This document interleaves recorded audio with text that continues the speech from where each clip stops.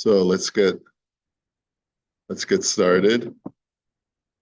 So yesterday we were talking about the prospect of a father giving his married daughter a gift without the son-in-law, her husband, having any rights to have access to that money. So you have to use the language "Hakesef hazeh natun lach." This money is yours. Provided on the condition that your husband has no access or rights to this money. Rather, only you have the rights. It's you at your complete discretion to use the money as you wish. Okay.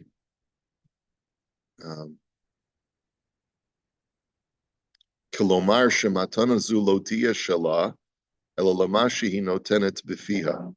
In other words, what the father tells his daughter is, this money is only for you to use for what you put in your mouth.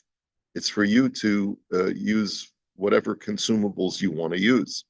Uva'ofen kazeh habal lo zocha b'kesef, kevin she'ein ro'ui la'adam lizkot b'mesha b'fi chaveiro v'heim nisharim b'rshut ha'isha.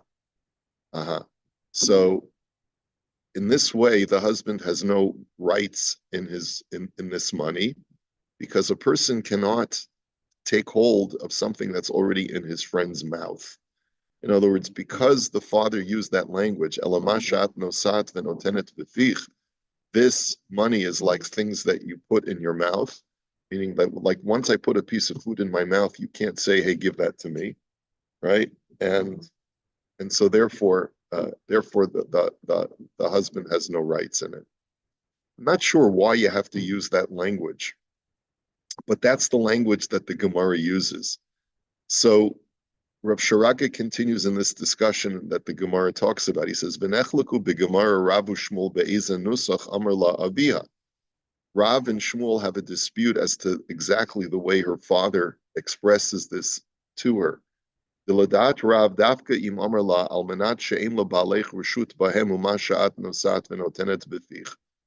according to Rav, you have to use that full sentence in order to preclude the husband from having any access to that money.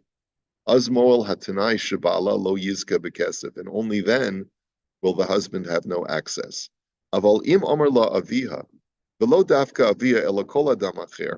But if her father or any other person wants to give her a gift to the exclusion of her use, or exclusively for her use, I should say, let's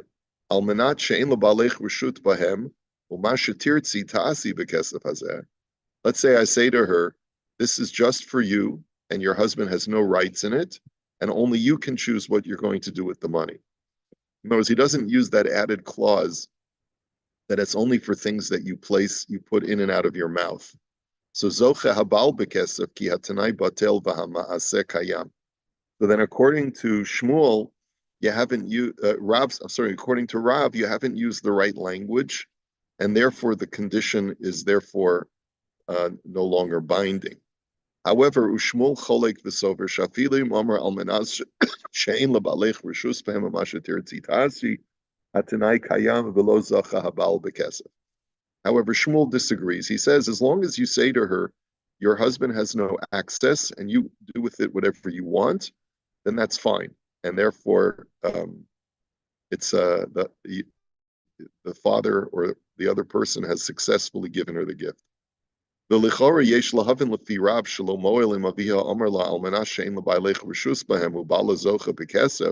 the question, according to Rav, according to the first opinion, why is it?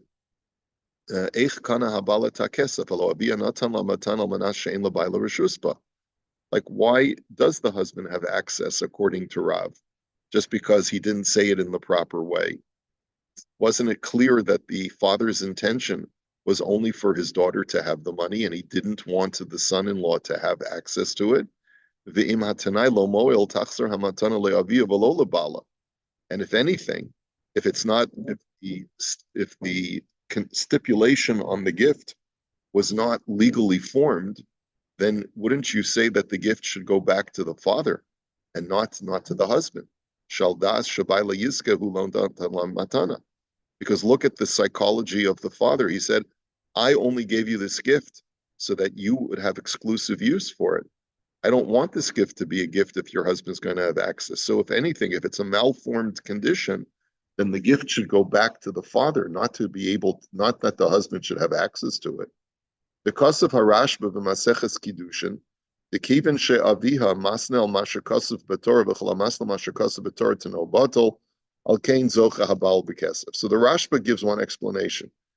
In other words, if the Torah awards the husband access to all of his wife's assets, then a father or anyone else cannot stipulate against the Torah's system.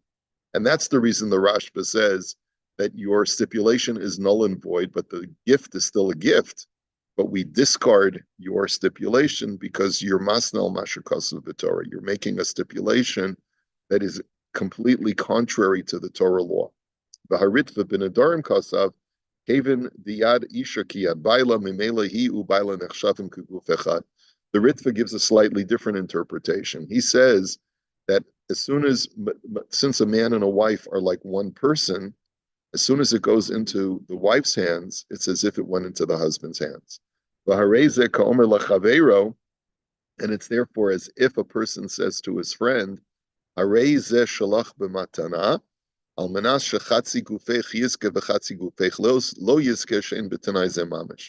it would be no different if a person said if I walk over to a person and I say to him, this is a gift for only half of you, but not for your other half.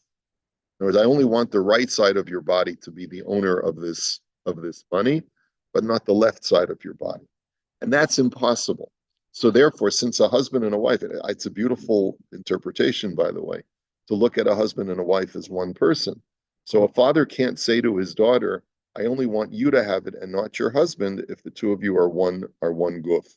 And that's why Rob says that unless you stipulate that it's as if this money was already converted into food that is in your mouth, only then is it a valid gift. But if you just say, I want you to have this money on the condition that your husband has no access to it, so then it just doesn't work. V'nireh sheharashba v'haritva nechelku b'machlokas hanal imasha kan seisha kan abayla zeh mideoraisa or midirabanan. And it would seem to me, says Rav Sharaga, we're not going to get into so much of the lumdus right now, so much of the technical pilpul, but it could very well be that the Rashba and the Ritva are disagreeing whether this is a rabbinic law or a Torah law. If it's a Torah law, then we go look at the Rashba. He says, you're masal mashakasav b'Torah. You're stipulating against the Torah law. According to the Ritva, it could be that it's a rabbinic law, but since we view you as one person, it simply won't work. Okay, bottom line is, ule'inyan halacha, keben sheyesh machlokes bein Rav u'Shmuel benusach, shetzarach lomar leisha kadei shelo yiska b'bayla. So he says, since there is a machlokes between Rav and Shmuel in exactly how the sentence must be formed when you give the woman the gift, yesh ladun eich yesh lifsok b'nidon didan, then we have to look at what is the psak halacha in a case where a father wants to give her an allowance and wants her just to use it for herself and not that her husband has no access to it. Ki yesh lanu klal halacha kamo Rav b'isurim v'halacha kamo Shmuel b'dinei mamanis. We have a general rule that whenever there's a machlokus between Rav and Shmuel in the Gemara, if it's a matter of iser v'heter, of something that's permitted or forbidden, we paskin like Rav.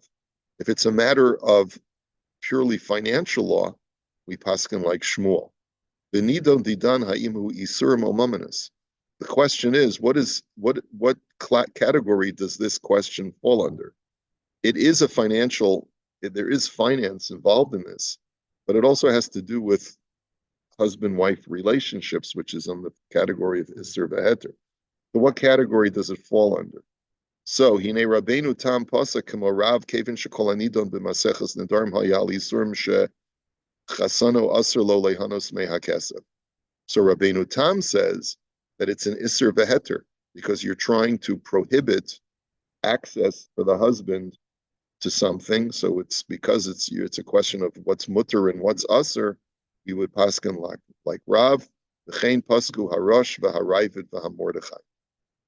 So you have a whole litany of Rishonim who paskin like Rav that if you haven't expressed the sentence correctly, so then it reverts to the husband. Avoldas harambam lifsok b'zekedah Shmuel kevin shahasheila kan noges l'dinei mamanis l'mishayacha kesef. But the Rambam paskins that this is a financial issue because the question at the end of the day is who gets the money.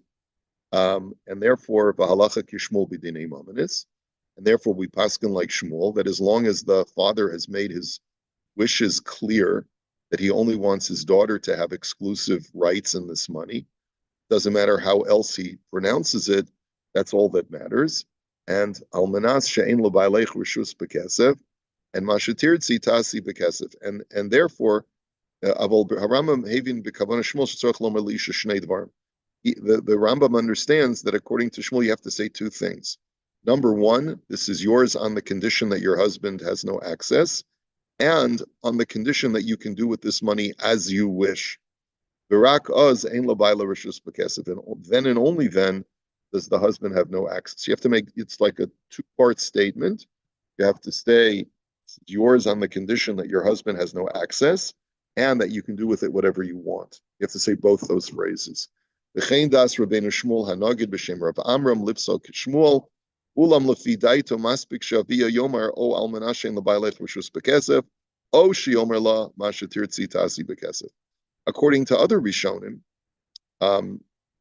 it's perfectly fine to say either phrase. You can either say, this is yours and I don't want your husband to get his grubby hands on it, or you can say, do with this whatever you want. Okay? V'chein pasku harivash v'haran. Yeah, that's right. Ula halacha. So how do we paskin in Shulchan Aruch? Pasak moran b'Shulchan Aruch shim nasan la echad matana al manashe in labayla rishus ba kana habal v'dino kinech semilog.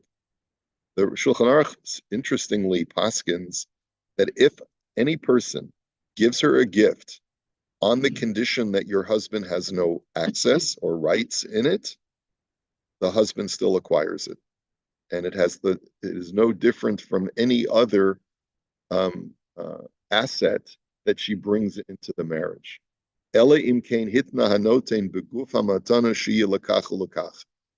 However, he has to, if he fortifies the statement and he says to her that the actual item that he is giving her, whether it's cash or whether it's food or something else, that it has to be specifically designated for a specific purpose.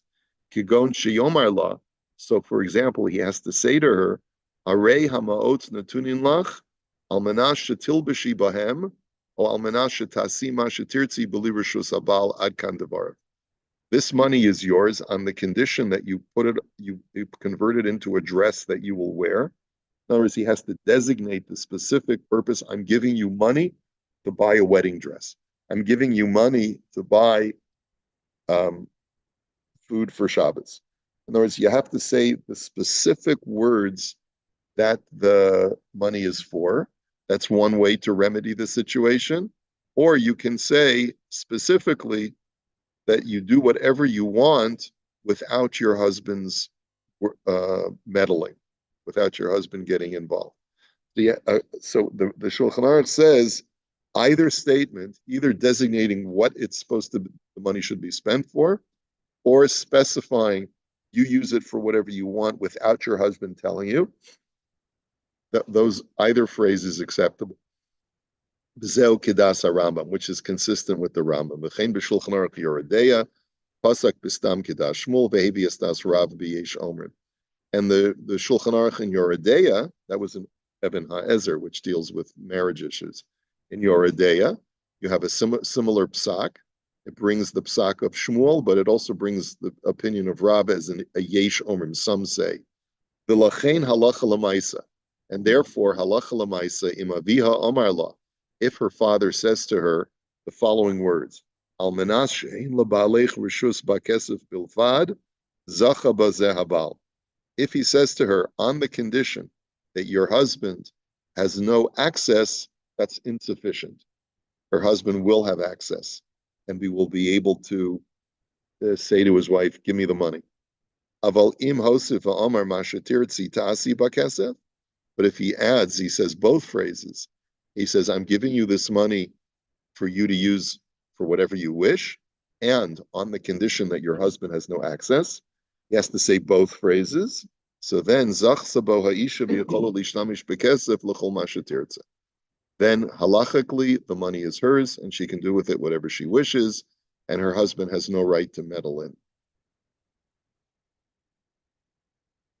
No, he doesn't have to say it in front of witnesses. It's just a question of, let's say, the question of witnesses comes in the following scenario. Let's say the husband comes home one day and his wife goes to the washroom. He goes into her purse and he finds a wad of cash wrapped with a rubber band. And he says, "Where'd you get this?" And she says, "Oh, my father gave it to me. He wants me to use it for myself." And he said, "You can't decide. It's just for me." So he says, "Well, I'm keeping it." So then there's a din Torah. So the father goes ahead and takes his son-in-law to a din Torah. Uh, yeah, well, what are you laughing about? You don't think it happens? So yeah. So then it's a question of Hamotzi mechavera olav haraya. Son-in-law says, I already have the money, it's mine, I'm not giving it back. So then there would have to be witnesses because or the Beis Din could ask the father, tell us exactly what you said when you gave it to your daughter. And then it would be a question of them either believing him or not believing him if there were no witnesses.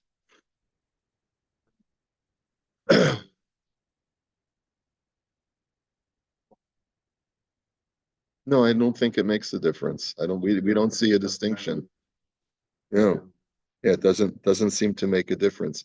But remember, uh, oh, you fathers out there, right, who have daughters who are married, this will have ramifications. In other words, according to what Reb Sharaga is paskening, it all depends on how you phrase the gift.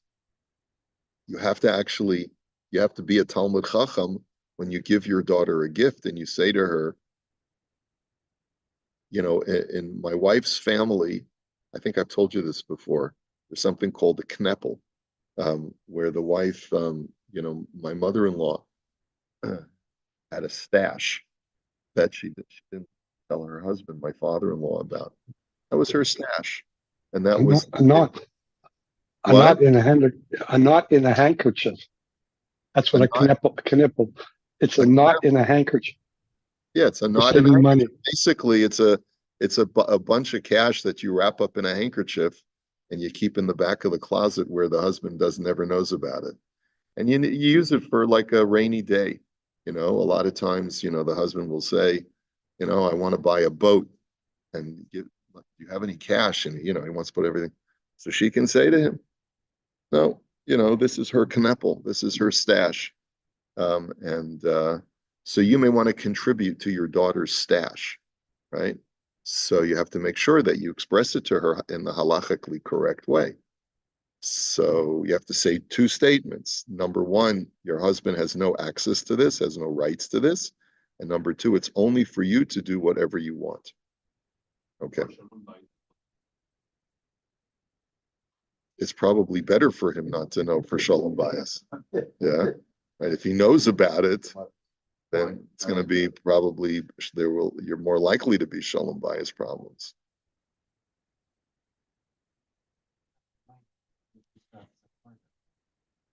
Yeah. Yeah. Still, yeah. He has an obligation. That was what he committed to in the ksuva. That's his financial obligation.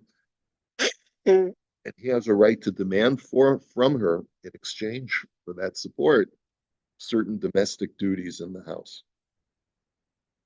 And see, those are two separate halachas. I think someone raised that yesterday. You raised that yesterday. There's two issues.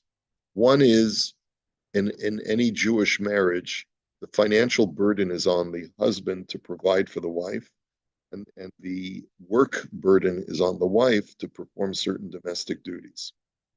it is permissible for a woman to say, Eini nizoines ve'eini oisa, that I hereby forego on your financial support, and I will not provide the domestic work that you are expecting in exchange for that financial support. It's because I'm a successful lawyer, doctor, whatever, and therefore I'm gonna go to work. You don't have to worry about making sure I'm well fed and taken care of. I have enough of my own income. And if you want the house to be well taken care of, hire a housekeeper. That's perfectly fine. That's perfectly permissible. Then there's a second halacha, which is who has control of the assets in the home, the joint assets, and who do they belong to? That halacha is what we're dealing with now, which is the husband has exclusive rights to the joint assets of the home, unless a woman has a way of creating a segregated account that the husband has no access to. Halachically, she can't do that by earning her own salary. Because once a woman is married, whatever she earns reverts automatically to the husband. It's only if an external party who's giving her the money makes this kind of stipulation.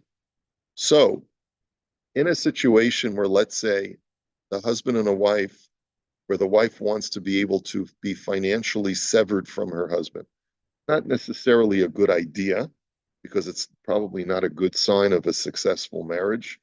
But let's say, for whatever reason, they decide they're going to have segregated accounts. So then, whatever money, whatever income comes into that account, it has to be given to her by the person who's, let's say, her employer. It has to be written in the contract. So and so will be compensated, whatever, $10,000 a month. And this money is exclusively going to so and so, to the exclusion of her husband, and that she can do with the money as she wishes. And that's really what essentially this halacha is telling us. Have there been dinei Torah over this issue? Yeah, there have been dinei Torah over this issue. You also have to remember that there probably would creep into this issue dina de malchus dina in certain situations, and I'm not sure how to maneuver that exactly in a case like this. That's an interesting shaila. What we would do with dina de malchus dina in a case like this. All right. The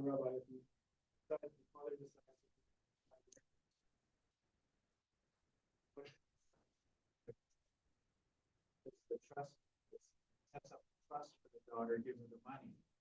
Trust have to have these conditions. Seemingly have to have those conditions, yeah. Well, and the trust account is what is only usable after the father dies. Is that Lifetime, I can give money and say I'm giving you $100,000, but I'm setting it up in trust, and it's under my discretion. But the money is for your benefit only.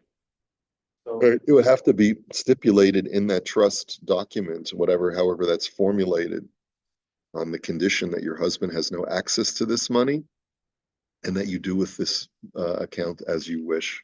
Or he can also stipulate it can only be used for a specific purpose. Let's say you can only use this money to pay for weekly groceries or whatever. Okay.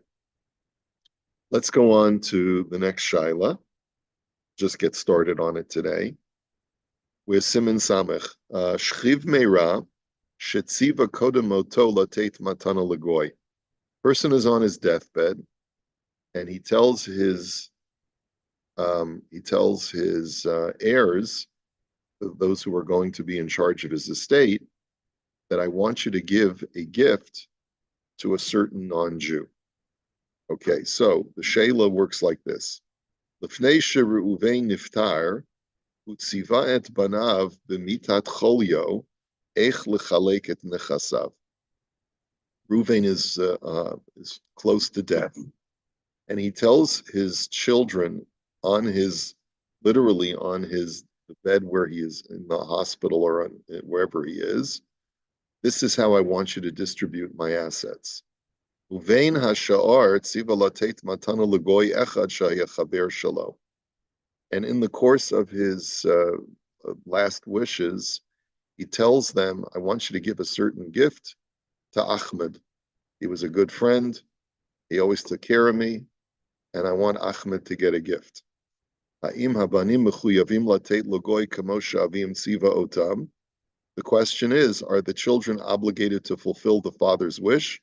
Mishum halacha divrei shchiv meira kekasuvim v'chimesurim dami, because even though this is only a verbal expression of what I want you to do with my estate, nonetheless, the Gemara does say, and it's Paskin in Shulchan Aruch, that when a person is on his deathbed and he gives a verbal instruction, it is as if it was written in the will document. Okay?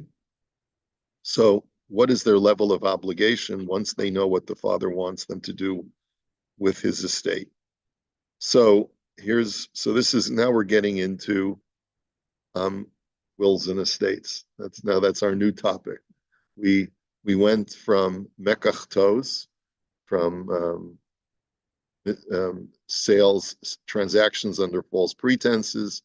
Then we went into husband-wife relationships. Now we're getting into estates. Okay. So Kosov HaRambam.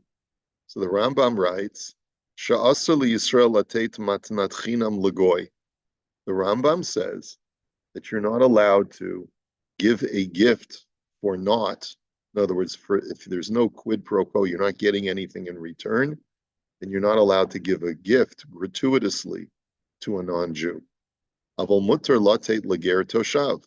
However, that's only if the goy is a heathen. But what if he's a ger toshav? He's a righteous Gentile who observes the 7 Noachide laws. That type of Gentile, you are allowed to give a gift to.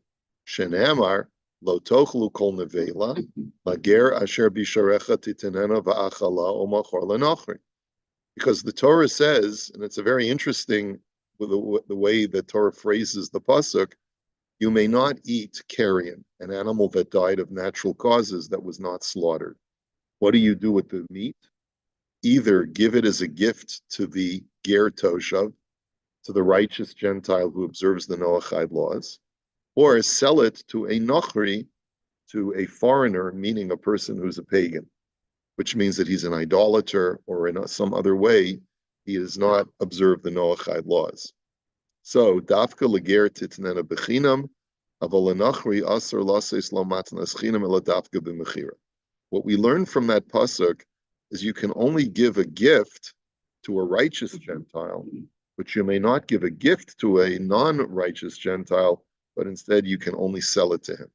V'chein pirshu rabosenu lo sechanem lo sitein lahem matnas chinam.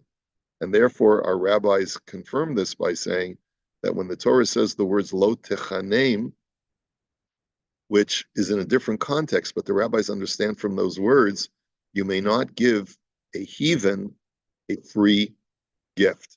It must be you either sell it to him or you don't, but you cannot, so that you're getting something in return, but you cannot give him something for nothing because he is a heathen. And you don't want to support pagan practice. You don't want to support pagans if they're not living their lives in the way that Hashem wants them to. That's right. That's right. So now that we have the foundational understanding of where we're going with this, let's continue this in Mirz Hashem tomorrow. Have a great day, everybody.